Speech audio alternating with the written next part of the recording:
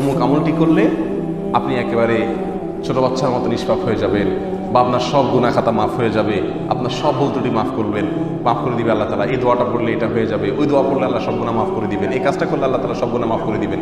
এই জাতীয় যত হাদিস আছে, যত ফজিলত আছে, এর দ্বারা বান্দার সগীরা গুনাহ মাফের কথা বোঝানো হয়। আহলুস সুন্নাহ ওয়াল জামাআতের আকীদা হলো এটাই যে যত হাদিসে যত ফজিলতের কথা বলা আছে, সব গুনাহ মাফের কথা বলা আছে, সেগুলোতে কোনটা উদ্দেশ্য? সগীরা গুনাহ উদ্দেশ্য। এই জিনিসটি না ধরতে পারার কারণে আমাদের অনেক ভাই বোন বিভ্রান্ত হন এবং ভুল করেন। তারা মনে করেন যত রকমের বড় বড় পাপ আছে সব করি, এরপরে মুসাফা করে হাত ঝাড়া দিলেই সব মাফ হয়ে যাবে। তাহলে তো খুব সহজ, রিমুভ করা কি হয়ে যাবে? সহজ হয়ে যাবে। এই জন্য গুনাহ ধমসে করে ওই মুখ দোয়াটা পড়লে, সকালে পড়লে সারা রাতের, সন্ধ্যা পড়লে সারা দিনের সব গুনাহগুলো মাফ হয়ে যায়। হ্যাঁ, উমরা করলে এক উমরা করে আরেক উমরার মধ্যবর্তী যত অপরাধ আছে সব মাফ হয়ে যায়।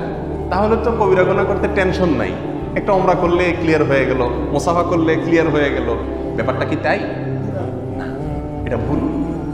এটা আমরা অনেকেই জানি না, আমাদের অনেক কাছে জিনিসটা পরিষ্কার না। যত হাদিসে সকল গুনাহ মাফের কথা বলা হয়েছে এ জাতীয়, সেগুলোতে সগীরা গুনার কথা বলা হয়েছে। ছোট ছোট গুনাহ যেগুলো, সেগুলো মাফ হয়ে যায় এই সমস্ত আমলের মাধ্যমে। কবিরা গুনাহ, হারাম, এই কাজে যদি কেউ লিপ্ত হয়, তাহলে সেটা মাপের একমাত্র রাস্তা হলো তওবা করা। একমাত্র রাস্তা হলো কি করা? তওবা করা।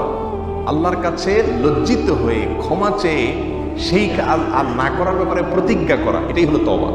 ফিরে আসা, ফিরে আসা। আমাদের সমাজে অনেকেই অনেক সময় ভুল পথে থাকে। আপনারা 5 জন মিলে একটা কাজ করছেন, একজন বিরোধিতা করছে, তিনি সেখান থেকে ফিরে আসছেন যে সরি, আমি ভুলে ছিলাম, আমি আর বিরোধিতা নেই। এটাকে বলে তওবা। অন্যায় কাজ থেকে ফিরে চলে আসা, আর অন্য কাজ করবে না এই মর্মে প্রতিজ্ঞা করে ফিরে আসা, এটার নাম হলো তওবা। বড় অপরাধ বা কবিরা গুনাহ কোনো আমল দিয়ে, দোয়া দিয়ে মাফ হয় না।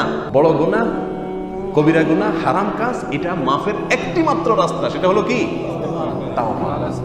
প্রকৃত অন্তর থেকে আপনি ফিরে না আসা পর্যন্ত বড় গুনাহ কখনো মাফ হবে না। অতএব অনেক ছোট ছোট আমল আছে, দোয়া আছে, ফজিলত আছে, এগুলো শুনে নিশ্চিন্তে গুনাহ করে চলে গেলেন আর ওই আমল দিয়ে রিমুভ করে ফেলবেন, এটা ভুল।